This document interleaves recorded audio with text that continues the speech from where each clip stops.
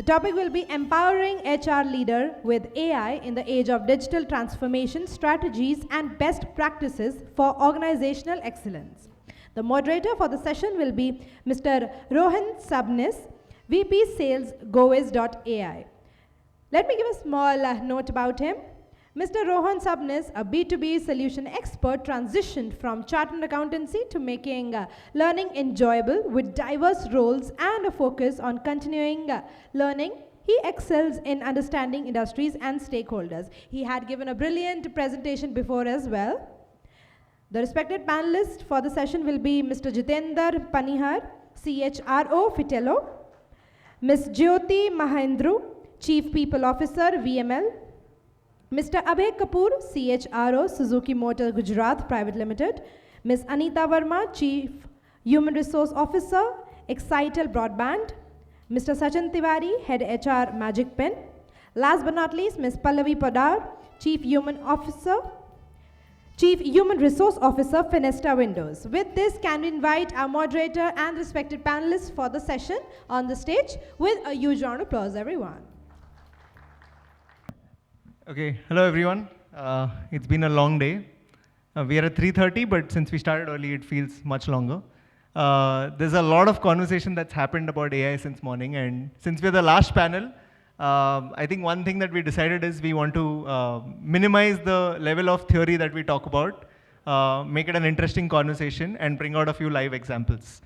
So to begin the panel, I'm going to start with a slightly controversial question about AI. So I think all of us have now used ChatGPT. We've used AI in different formats. So I wanted to hear where has AI screwed up the most. A few examples where we have tried something using AI and it's really screwed up. Anyone can volunteer with a... Screwed up, you're saying, yeah. right? So Google Maps. They screw up all the time. Yeah?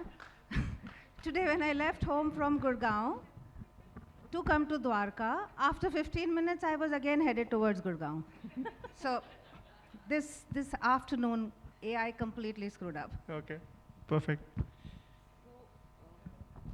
I have an example when ChatGPT was just launched, and I think the date was mentioned till the data was till 2018, and at that time there was a homework.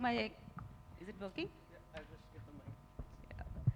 So my son was doing a homework, and he had to kind of talk about India and the Prime Minister of India and everything, and he's very small. And so at that point of time, when the Prime Minister of India was, the newly elected Prime Minister, and it was actually coming as the last thing, and he actually mentioned that, and he wrote, and he went there that he's the Prime Minister, and he got like a big zero and a big wrong, that what have you done? So, yeah. So another thing that I've recently experienced is people going out, and of course a lot of professionals also, we are all guilty of it, using ChatGPT to kind of express our thoughts in a much more meaningful and well-spoken English formats. And then the other day I was speaking to somebody in the tech industry, and they told me, there are apps which now you put your content on and you would know that this has been done by a ChatGPT, rather than something done by yourself. So it's like you develop one thing and then there's somebody else developing something else to screw it up for you. So yes, so those things too. Right, so one of the early examples of the use of ChatGPT, so I remember when it was launched, I just asked one of the team members to draft a simple process email about something which could have been about 4 lines. They used ChatGPT and it had about 30 lines explaining the same thing in 3 different ways, grammatically perfect, with all those symbols and signages. It was pretty obvious that it came from ChatGPT, but it was not required. So excessive usage when not needed can become a curse. So I think, hello. So I think I completely agree with Sachin. In fact, I received an email. It looked very beautiful, not because of the looks of it, but by the use of the language. And I also read the entire email. It was really long, and what it just said was that we need to hire XYZ people.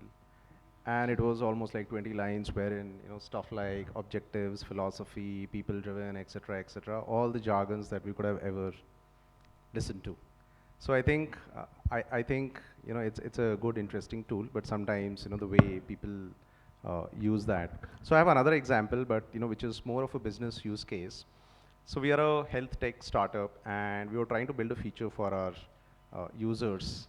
And one of the feature was that you can snap a picture of any meal, and it will tell you the number of calories that it has. And I'm sure some of you guys must also be using that.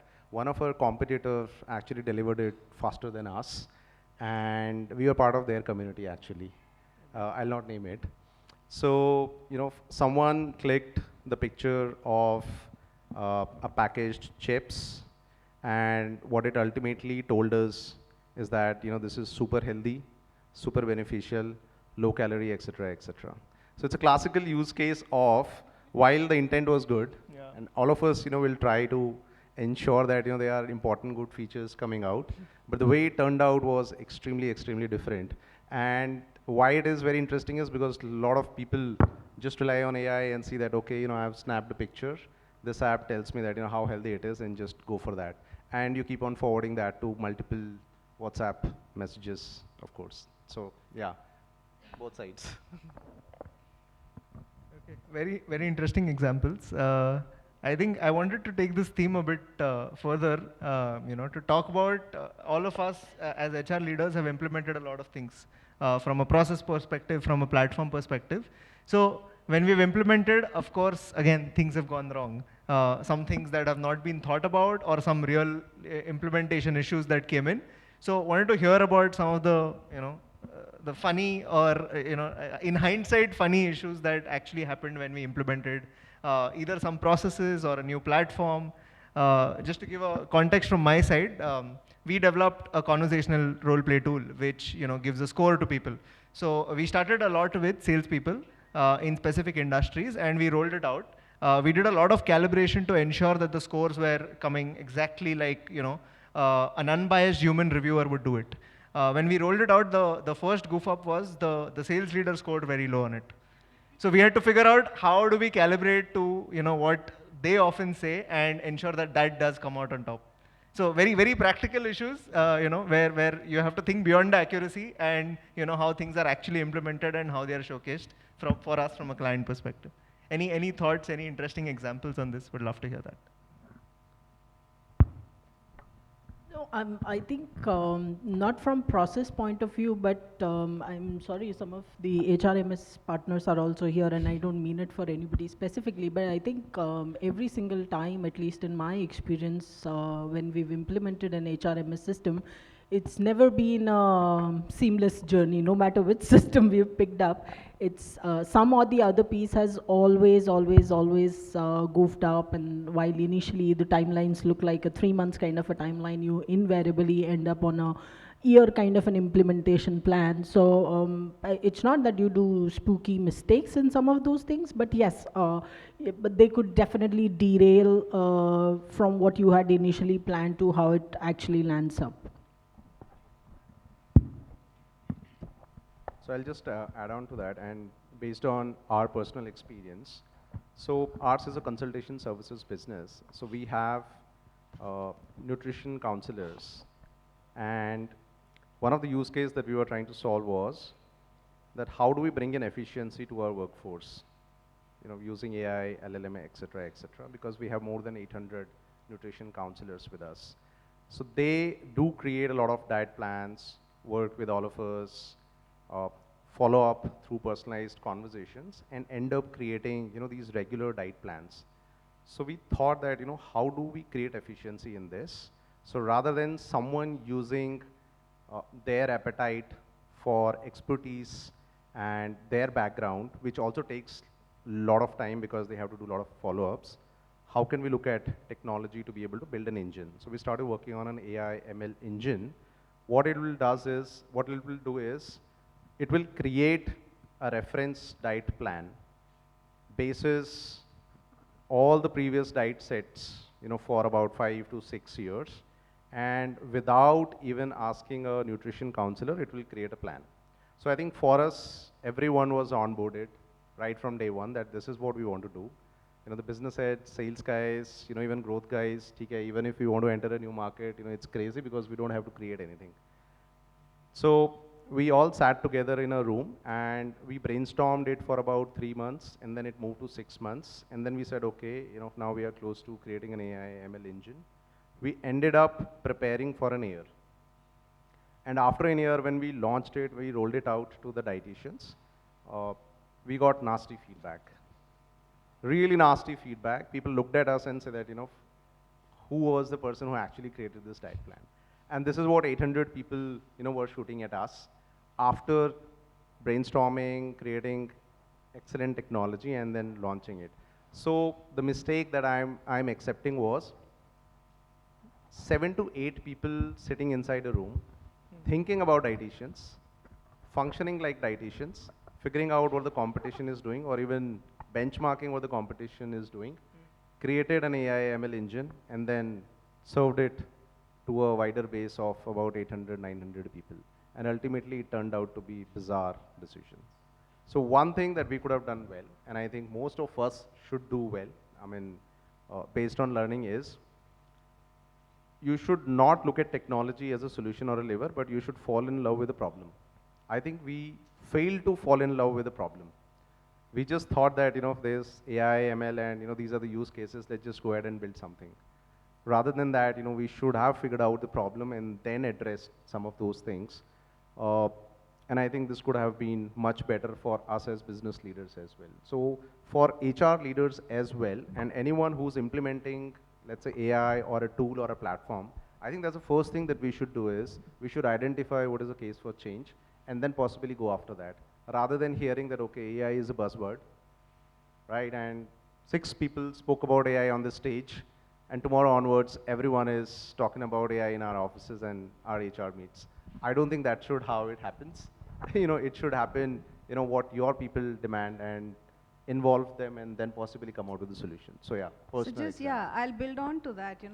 You've highlighted a very, very important and pertinent point, which is whatever we feed AI is what it perpetuates, right? And if it's a problem, then it perpetuates the problem. If it's a solution, then it'll try and find solutions, but again, it's what we are feeding into it.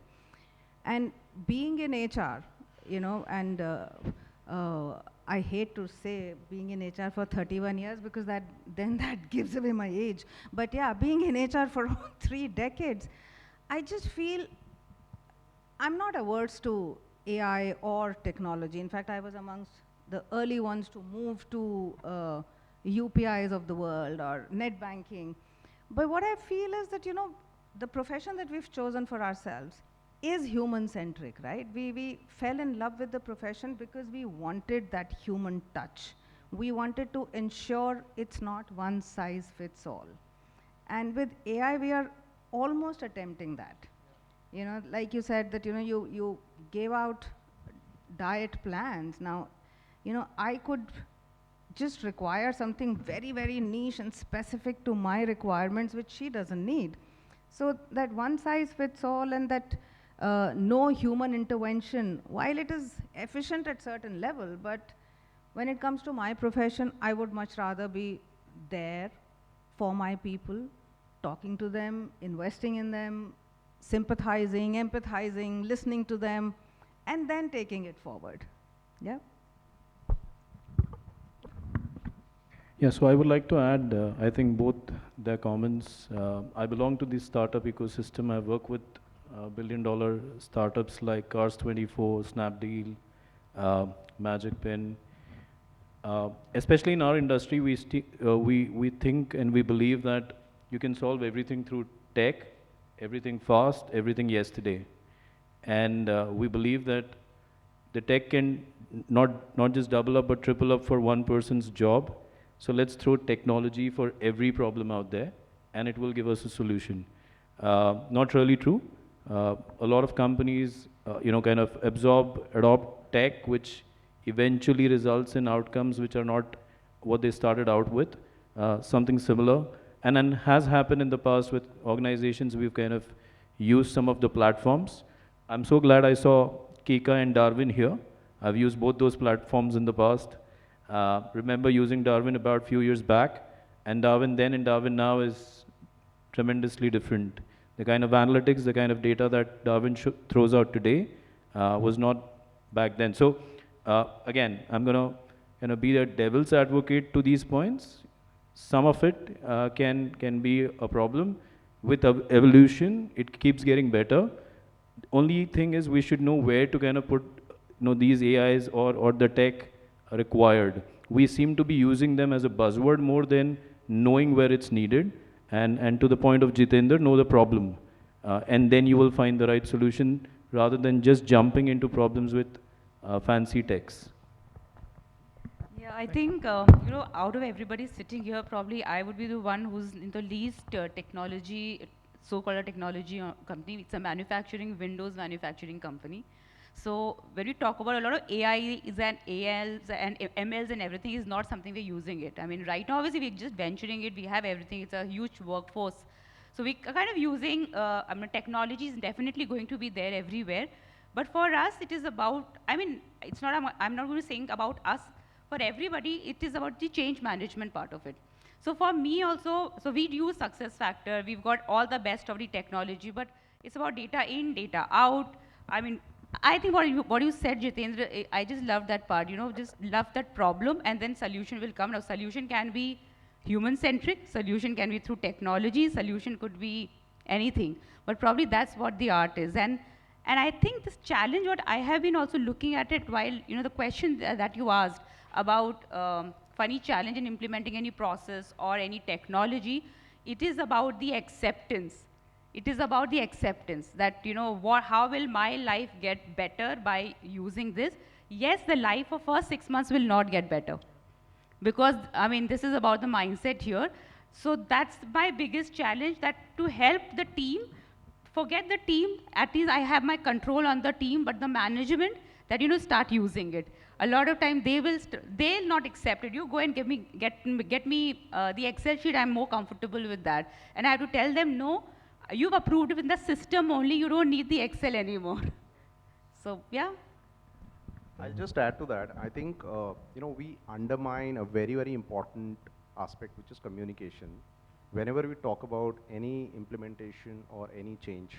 And I think sometimes we take it on face value that, it is understood that, people will understand, what is coming. And I believe that is where the element of change management plays extremely, extremely important role. And sometimes I have seen that, you should not just communicate, you should just keep over-communicating. And I think involve people and let them know what is in it for you. And majority of the times, a lot of these failures happen because we think and act more like administrators. We feel it is our tool, it is my project. Correct. This is sponsored by the management, let's take it to the masses, right? And we go so far that we think like management, or even administrators who want this particular change or tool to be successful. I think we should reverse the role and start acting more like users and employees. And I think that's where I see a lot of difference whenever any change happens. And a lot of time when I hear the management coming, let's make it mandatory. Let's make it mandatory, everybody will do it. Let's put that on the KRA, everybody will do it. I think that again, to your point, what it said, that it's not administration, it is about just talking and accepting and helping people understand what's in it for them, and they'll use it and adapt it.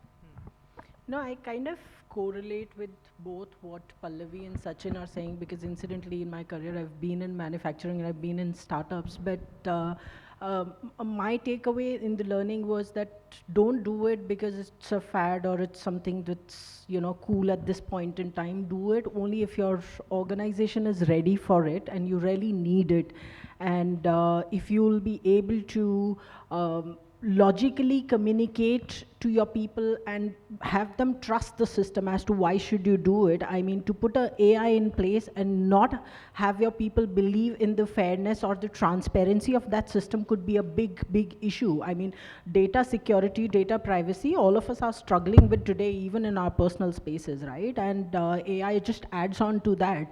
So whichever system you pick up, you are gonna open up your employee database to them, you're gonna open up a lot of personal details of your people. Your people have to believe in you, your people have to trust the step you're taking, and there has to be, just like Jitender said, over communication around why are you doing it and why should I as a user accept it, or why would I let somebody use my data. So I think that's been my learning, at least being in both of these industries. Got it. The what is in it for me has to be clearly communicated. I think that's a very important point. Cool. So I think in the morning we spoke a lot about pulse surveys as well. I think pulse surveys as a tool to get a lot of mood insights, understanding of what people are going through, and then at the same time to also have virtual assistants which can solve them, which can address them. And I think we brought about this point earlier where we said that the HR, the human, is being replaced by these things. There's also one more thing that someone said which is quite powerful, that there was a senior lady that came in for a conversation with the the HR function, and the question was asked about how you feeling. That's not something that she'd been asked for a long time. So just recapping something that happened in the morning, I would love to hear experiences of us having used something like pulse surveys where we're trying to get feedback and trying to resolve these questions, things that have happened, things that have worked, not worked from the audience. So maybe I can just add a bit. So we've been using a lot of technology for doing a regular pulse survey. So we have it once in a year and once in a quarter also. So we use chatbots, we use Lina AI and everything. So we've got almost all these technology. I am a big fan, honestly. I'm a big fan. Not that because, one, it's a scale. The scale is helping me to reach out to so many people in one go and probably give them some time to kind of give the survey. Now, now here the human angle will come when the results are out and when we're doing the analysis part of it. Now, that's the most important part. Yeah. So how much am I getting into detail of understanding and doing the analysis? A lot of time, we then completely close our eyes and look at whatever analysis has been provided by the bot or by the system is actual. So after that, so we've actually done human part of it and going and do again the FGDs also to kind of understand that exactly validate the result to with the help of FGDs, what exactly does our employees need, or yes, no, whatever, and that helped us to kind of build some action plans. That's part one. Second, if I really talk about my journey with chatbot had been exceptionally good, because again, it's change management. The time it was mandatory, it wasn't really received very well. The day we kind of made it that what's in it for them, when we started talking about people that, it is any time available for you, it is there on your desk, on your phone, just look at a number. We've kind of made it very interactive, interesting by building the data or the information, what is really relevant for the employees. And that was a time when people really started using it. Within a year, we could see the adoption rate from 37% to almost close to 88%, because people see the value, but the work was done that how do I feed the relevant and interesting information for people to start using it. So maybe that's my take on that. I'll quickly share my experience with pulse surveys. So when I started working, we used to design our surveys in pen and paper. Yeah. And then we used to implement it in pen and paper. Yeah, and then we used to sit in conference rooms and then go through the forms, and people used to put them in suggestion boxes at the middle, late at night, so I should not be seen that I put it in the yellow envelope so that it comes back to me. So from there to now, when it's, okay, you just fill it up and it comes, and even the action plan for that matter is just there, right? It's you press the button and it's right there. So it's a very, very, it's encouraging, it's exciting. But again, like I said, the human touch comes in because your AI picks up words and then categorizes or brackets it into what that feels to be an issue. Yeah. So, if you've used certain words, it'll put you or box you into that box, whether you really wanted to say that or not. So very interestingly, I read a few sentences, I read a few responses, and I realized, no, they're not part of negative responses. This is all misunderstood, if I may say, by artificial intelligence, because end of the day, it is artificial, right? So, so the human intervention went in as recently as this year to not only read the sentiments of the people, but also tweak the action plan to where we thought it wasn't what we were looking for, but yet, even then, 90% of the work was done, you know, by technology. We also introduced performance management through a system. Now, it's been 3 years. I'm still struggling for people to start doing it on the app because they feel nahi aati yaar. So, you know, so wo feel nahi aa rahi logon ko. So, while technology is an enabler and it has to be, it's meant to be, but yeah, like you said, you know, how it's taken up and how it's adapted leaves a lot to be desired, at least for now. Yeah. But the younger generation, I'm sure, is going to take it forward much better. So it's a good filtering tool right now, and there's a human touch required to make it that, you know, that last mile. So I just want to say that, you know, whether we call it AI, Gen AI, LLMs, whatever it is like a baby. And I think the problem with, in this case, you know, with us is we expect it to solve everything right from day one. It's like a baby, right? I mean, it has to learn to walk, you know, it will crawl, it will grow up. And that is the amount of time, nurturing, effort that has to go in. So when I implement something, right, it will learn on its own. And I think that's the beauty of Gen AI. The more data that you give it, right? So possibly, let's say, first cut, second cut, third cut, it operates on its own and it has to learn on its own. So if I give an example of a diet plan, so I give a diet plan once, you know, it will have to learn on its own. So it will start creating based on, you know, whatever it has learned, and then push towards, you know, the near perfect sort of a diet plan, or in this case could be a pulse survey, or in this case, you know, could be let's say an HR policy manual. So I think we will have to allow some time to that, but no denying that, you know, it's a great tool. It's near perfect because you are not entangled in creating instruments now. You are not creating surveys. You are not identifying what are the 10 questions that I need to ask. Rather than that, what has happened is, you know, you're spending and focusing more time on figuring out what information do I need next time, right? So the administrative part is gone. Analyzing, you know, creating stuff is gone. You just need to look at what has come out from it. And even, there was an example, right? Even action plans are, you know, AI based. So you can spend more time with people, and that is where the human component comes in. Spend that amount of time coaching your leaders, coaching your managers. And I personally believe all these tools that we're talking about can create managers, you know, as superhumans. Because you don't have to do anything now. You know, you just have to channelize their energies, you know, create and facilitate those processes and let them be in that room and let them act as super managers. Perfect. Yeah, so just to add to what Jitender said, so I think it starts from a concept of if the leadership or the people trying to drive this from top, the philosophy is clear, what do you want to get out of it? Simple example that we all relate to is culture, right? A lot of times we say culture is a displayed behavior of your leaders or founders because people follow. Now, the what and why of it, why did you start it, what you're trying to solve, if that is consistent across the board, then whatever you implement, the answers will be right. So, for example, a survey, your question is going to be a depiction of what you started as a mindset to solve. If that clarity was never there, the questions are always going to be wrong. The outcomes are always going to be wrong, right? So it starts from there and then trickles down. And that's why, the clarity on top, leadership, HR heads, all in the room, what are we trying to get out of it? And what will it help us do or solve? If that is not chalked out very clearly, you will always get vague answers. Thanks, Sachin.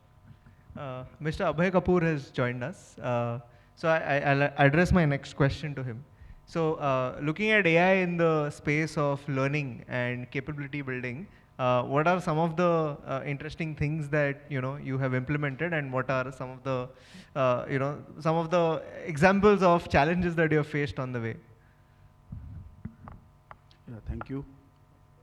So if we talk about learning and development as a function traditionally, We all know, like right from identifying the training needs, being part of the KRA setting, and then during the appraisal time, identifying the needs, that what are the training needs which will help in.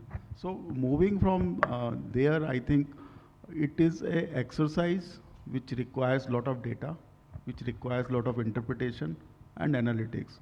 So I'm like, with the using of, I'm now, so many tools are available which are using AI as a technology to provide you and throw that data to you so that you can analyze and you can find out that what kind of training needs are there. And apart from that, in the process of imparting training, there also your artificial intelligence, or we can say generative AI, is being used to find out that what is the ROI for the training delivered.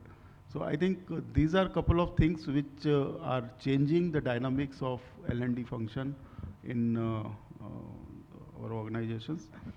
But if you talk about something particular, when we do the evaluation, when we do the identification of the desired competencies and competency framework, and then what is the assessment tools we are using for the competencies assessment, I think that is again a very complex process where we started using a lot of AI, and you are particularly in behavioral competencies.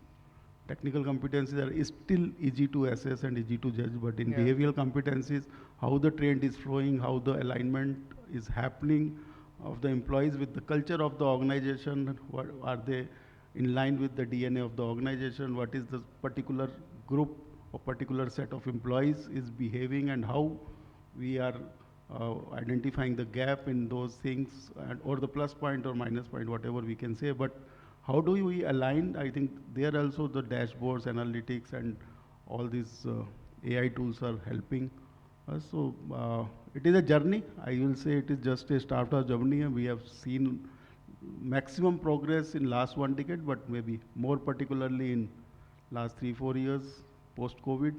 And I see a lot of scope, and it will definitely a very good tool for, and just moving away from L&D. Another biggest thing is employee engagement.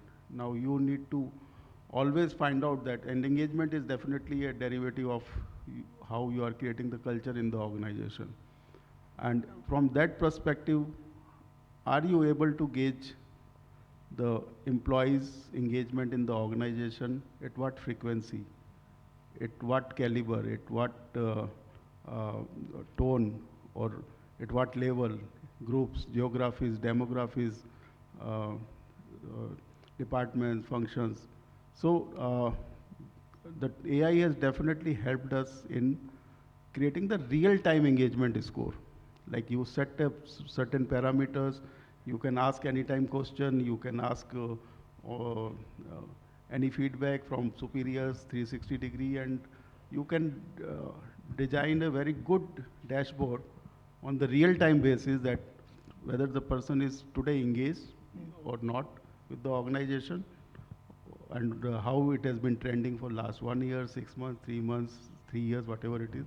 So I think technology is definitely supporting and making the HR job easy. So that's my take on this. Thank you. Thank you. I'm just tweaking the question slightly so others can also answer.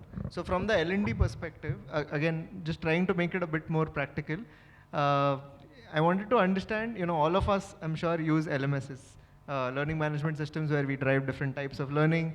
I wanted to understand, when we have to convince the business, the management on the investment, the investment outflow that we are putting in a particular platform which is focused on learning, everyone talks about justification of ROI. So I wanted to hear some examples of how you have seen ROI and how you have demonstrated ROI. This is a slight bias about wanting to know this, for my own sake as well. Yeah, I was just about to say, it's a general one or it's a Growiz question? It's a Growiz bonus question. It's a Growiz bonus question, okay. Right, so I'll take that one. In the current scheme of things, we have workforce which is field force, sales, operations, tech product, right? Different segment. Now, as the organization evolves, people move at different layers, people grow in the system. An IC becomes a manager, right? He's not been trained. He doesn't know how to behave. Now at that stage, he needs a hand holding, he needs support, he needs guidance. He or she might very well make a mistake. Will he be allowed that mistake without a training? Is there a platform already created for that transition? So there are these questions, and applies the same across the board, right? You go technology. Now technology folks do fantastically on an individual capacity. The moment they become a manager, there's a little bit of a shakiness because they feel my job until now was to code. Suddenly I'm coding and managing. How do I do that together? So there has to be, fundamental training programs set up not just for early comers in the system, but people of different stages, different levels in the organization. Now, how do you sell that to the organization from an ROI standpoint? You sell that reverse. You say people who were not trained, look at the attrition. People who didn't get an opportunity to become managers or get trained, here is a feedback of those early managers who are doing okay as team leaders, but there is enough and more gaps in terms of not the intent, the skill. Yeah. And when you are able to project that kind of data, there is going to be enough takers saying, okay, let's start with the program and see how it goes.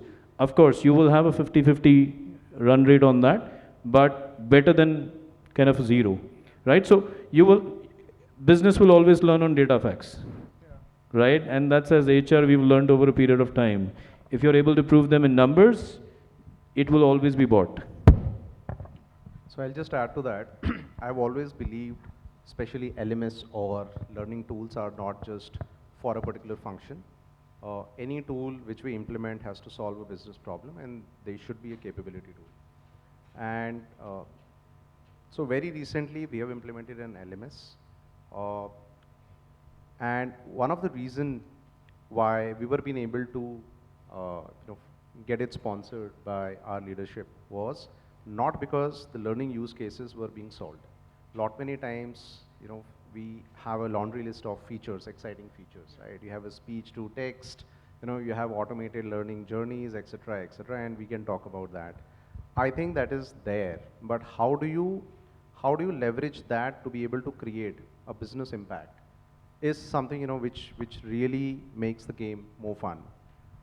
Couple of things that we were being able to achieve was we tried solving the go-to-market problem with that. So we have about 1,000 people, and all 1,000 of them have to sell a new product launch. Okay. So we used to go in multiple conversations. There used to be a town hall. There used to be multiple SOPs that used to get created. You'll go in many manager conversations, and ultimately you'll still figure out that some people have not understood. We have been able to improve our last mile delivery to about a day. So that means in one day, with one click, with using all those features, you have been able to improve what a sales guy and a dietitian speaks to a user to about a day. And I think that's the kind of impact which has really got the business to listen to us. We used to have a lot of trainers, and one big problem was that every time business cannot lend you people to train, right? And that's the biggest problem because everyone will keep fighting, and ours is a very, very technical field. So what we did was, we improved our efficiency, by about 30%, utilization increased to about 60%, because you do not require those many trainers now. Right. I mean, business can now focus on certain things, and while leveraging some of these tools and features, you can improve business to an extent that everyone, is being able to solve a problem. So for me, the value reporting which I typically do after every implementation is before and after, right? Before what it used to be, and after you've increased the efficiency, you've increased economies of scale, you've improved the GTM by about a day, and a few more, which includes the amount of or the number of people that you will need to operate your function. It's not that we are taking harsh calls, but you are then essentially diverting those resources to do something else. For example, creating things, improving quality of output, etc., etc. So I've always used this mantra for myself, do a before and after, and possibly try and see, whether business use cases are being solved or no. Learning use cases, I think, are fairly simple to solve. Thank you. Just adding to that, Rohan, I think this is what we were discussing outside also. I think end of the day, what matters to the business is kitna deti hai, right? So you got to have a business context to whatever training you do, whatever learning you do, if it is not bringing about a change in productivity of your people, if you're not able to showcase how your people are growing better in this system, what impact is it having on your numbers, then it's all stories. I mean, whatever you can put there. Beauty of using tools, I think, lies in two things. One is, of course, you will have these data points, and there is a very strong analytics which supports most of these systems. So it's much easier for you to do some of those conversations. And two is the ability to create customized programs, right? Rather than just doing a dhobi list of doing a program for 25 people sitting in one room is not what you're gonna do. You're gonna, based on Anita's need, based on her level, her challenging her competencies, you're creating what she needs to learn on based on her feedback and everything. I think the customizability and data part of it is what will take us forward in terms of tech and of course the business impact of it. Maybe one thing, I have a bit of different opinion on ROI actually. So I do completely agree with everybody, and in fact learned a couple of things here. But a lot of us have got kids and we invest in their education. When do we get the returns? When do we get the returns? First year, second year, probably when they get the job. That is the time when we really think about that, okay, now they'll start earning, and whatever investment we've done through the years, now they'll start probably, getting the money out of it. Now, that's what probably once I actually asked this question when this ROI thing came to me, that you're doing so many training programs, you're asking for implementation and stuff like this. So that was my simple thing, that how do you want me to come back to you with the ROI?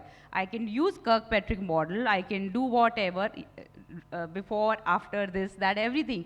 But I mean, we are talking about humans, we're talking about people, we are talking about their learning ability. I mean, we have to continue to invest in them, and then we start looking at, now this investment may not come immediately in 6 months or 1 year, because we talk about 1 year. That this year is my business plan, and then, you get the result in 1 year. I can't. So, I mean, and when I ask this question, probably, since then, this has become my favorite question to ask whenever a ROI is asked for any training investment. And then obviously you have justification. I completely agree. There's a lot of data, there's a lot of input, there's a consistency, this helps in productivity. But this productivity will lead to my increased sale only by this person. I mean, this will also there's an experience of that person. There is other skills also, there's an environment also, there's a culture also, there's market realities also. There could be any number of things. But I think that's what, for me, I think I've been always, on ROI, I've been asking this question. I have a funny, sorry. I mean, you go on or otherwise. Sorry, just a funny example that I had as well on this. We make case studies wherever, we do well. It's always a slide bias.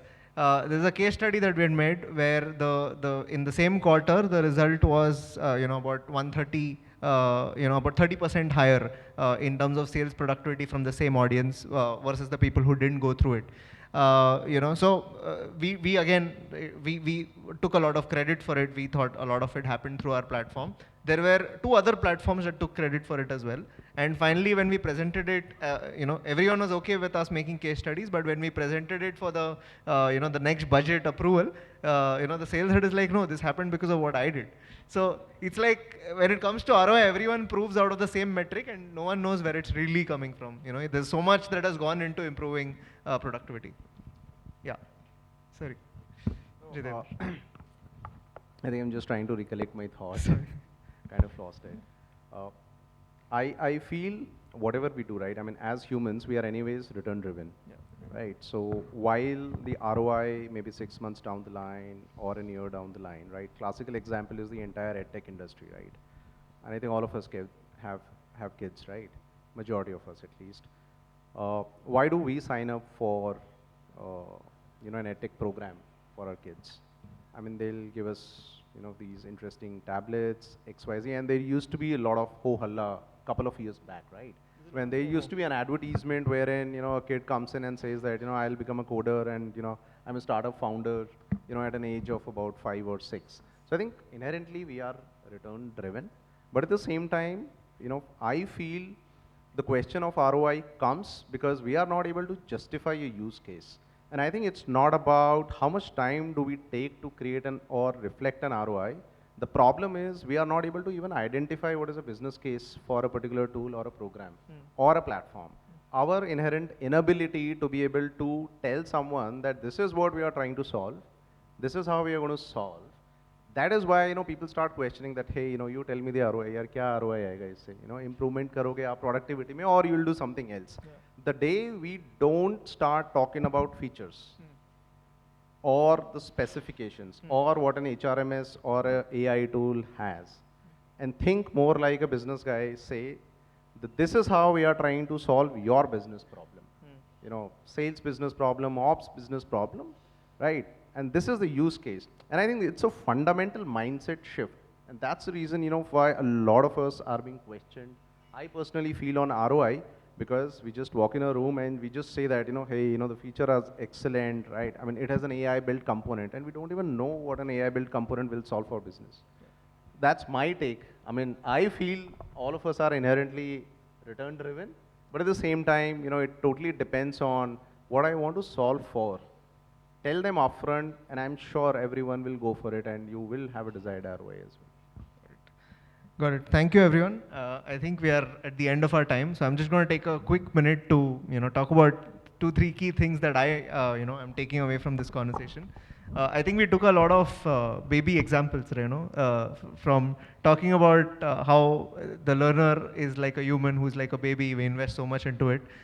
So there's a lot of nurturing involved in the HR process, and I think we spoke a lot about that. So that's something I'm taking away.